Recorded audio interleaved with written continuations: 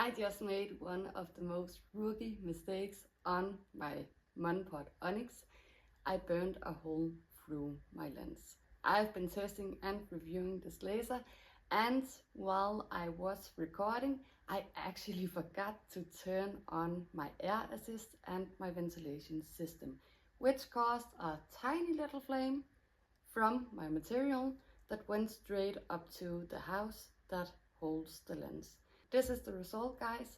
Remember always to turn your ventilation on and your air assist on whenever you are cutting, because otherwise this might happen. But it did happen, and I also wanted to check after it stopped cutting probably what the reason was. I had really big difficulties to find out how to remove and check the lens, and even in the manual I couldn't really find anything that told me how. So I ended up reaching out to the Monport customer service, and they sent me a little video.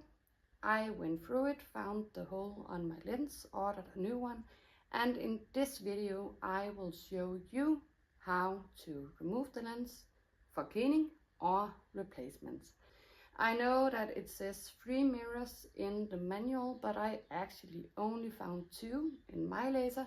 If you know where the third mirror is, please drop a comment below. But I will at least show you how to clean the 2 mirrors if it is necessary. The mirrors are more or less self-cleaning, but it is a great idea to maintain and care for your laser. So I'll show you that part as well. Before removing the lens, there's a few things that I would encourage you to get ready. First of all, you want some denatured alcohol to clean the lens with. To clean it, you can use cotton swabs, and it's up to you if you want to wear gloves or you want to hold the lens with a microfiber lens cloth. This is the same type of cloth that you use to polish your glasses, as example. If you are going to replace the lens, you'll of course need a new lens as well. This little tool, I wasn't sure what you were going to use for, but this is actually what you'll use to remove the lens. So to remove it, the first thing you want to do is slide your laser heads in the middle. Then take your drawer here and move it backwards just a little. And then you can take off this cover. Once your cover is off, you have to manually lower the laser head.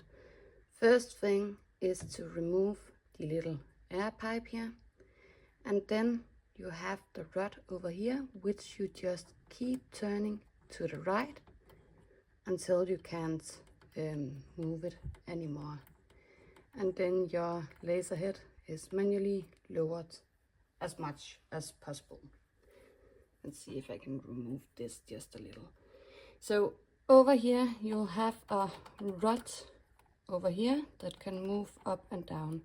This one you can unscrew as well, so turn it to the right.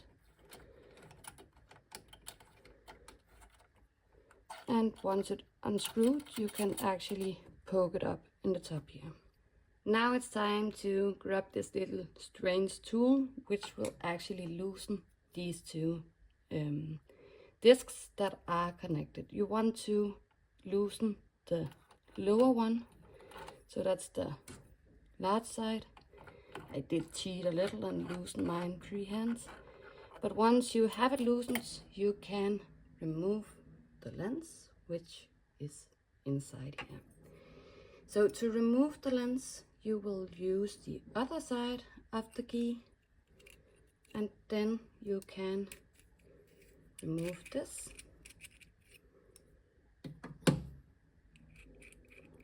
And be careful that you don't get your fingers stuck on the lens. This one is damaged, so I don't really care about this one, but either way. Now you can flip it over, and there's your lens.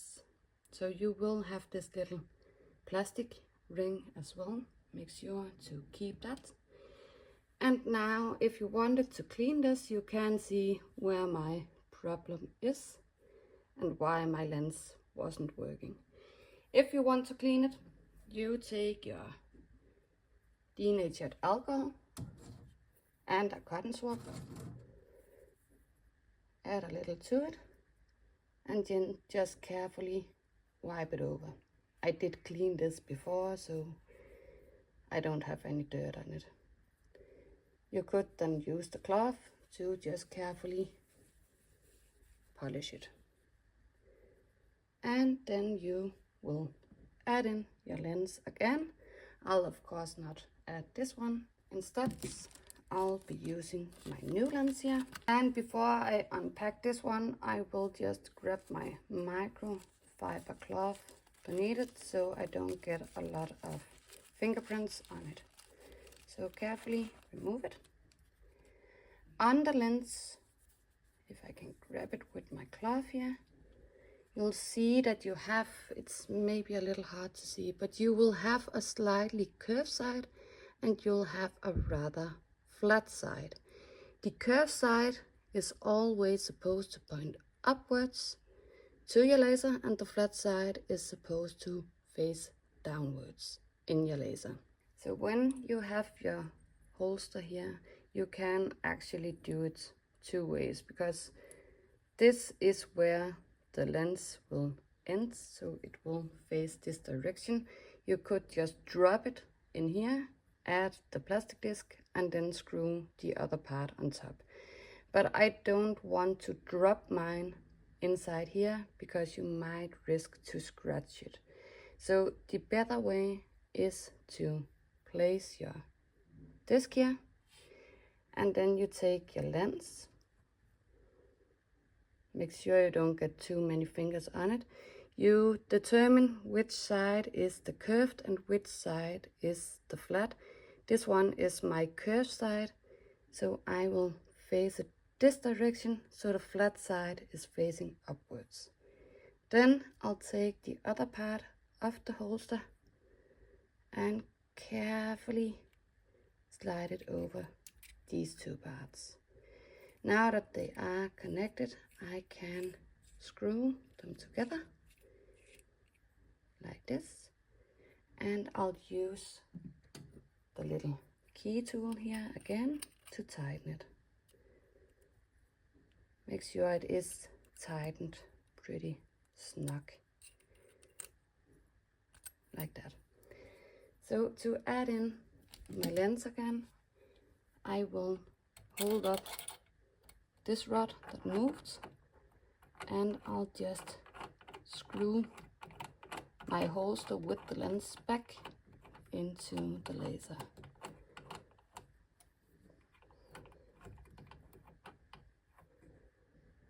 Like that. And when I can screw more with my fingers, I'll use the little tightening tool here. And it's the other end, and I'll just tighten it like that. So now I want this rod attached, so I will screw it to the left, if I can get a grip, and it doesn't grip right now, so I will just raise my laser head again on the silver rod by turning it to the right. Now I can probably get a grip on this one. Yes. So I'll attach this.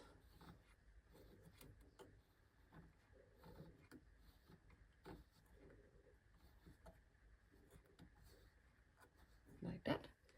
And then I will raise my laser head again as much as I can without tightening it too hard. Take your air hose here and attach it to the air assist. Now all that's left to do is carefully take the cover, slide it over the cords and the air hose, and now you're ready to engrave again. If you want to clean your mirrors, that's pretty easy as well. I just move my laser head a bit over here. So you remove the cover, and then you will have your mirror over here. Let's see if I can show you a little better. So there's your mirror inside this hole. You will also have a mirror placed over here on the axis. And to clean, it's really easy as well, because you grab a cotton swab as well as denatured alcohol. Then you just add some denatured alcohol to the swab, and in circular motions you, let's see if I can do this without standing in the way of my camera, you just carefully wipe off your mirror. Mine isn't dirty at all, because I actually didn't use the laser a lot, but the same goes with the mirror inside here. Just clean it off, and once you have cleaned it off with isopropyl alcohol, I do recommend that you let it dry completely and vaporize. So wait about half an hour until you turn on your machine. The thing you will have to clean the most is, of course, the honeycomb bed, and that's easy. Drag out the drawer, and if you had cuts, you would just empty this one. You could use a cloth or something and wipe it clean. For the honeycomb bed, I'll just pull mine off. I actually use oven cleaner, so I will spray oven cleaner on my honeycomb bed. I'll let it soak in just a little, as described on the oven cleaner you use, and then I'll just use my regular garden hose to rinse it off. I will do that on both sides to make sure that I catch all of the debris. Depending how much you cut, I do recommend that you do this maybe once or twice a month. Some do it every week, some even more. Sometimes I can even settle with doing it once every second month. So the cleaning is totally up to you. You can absolutely see when it's time for cleaning, because you will have a lot of flashback marks on your cut projects.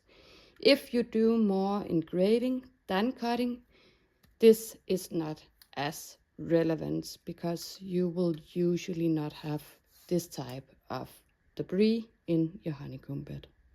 My husband was laughing a little in the back while recording this video, because I am a lefty-righty mess when it comes to finding the right order. So just to be clear, you unscrew to the left and you screw on to the right. Besides that, I really hope you enjoyed watching this video and you learned a few tips and tricks. If you want more, please drop a comment below and tell me what I should show you next.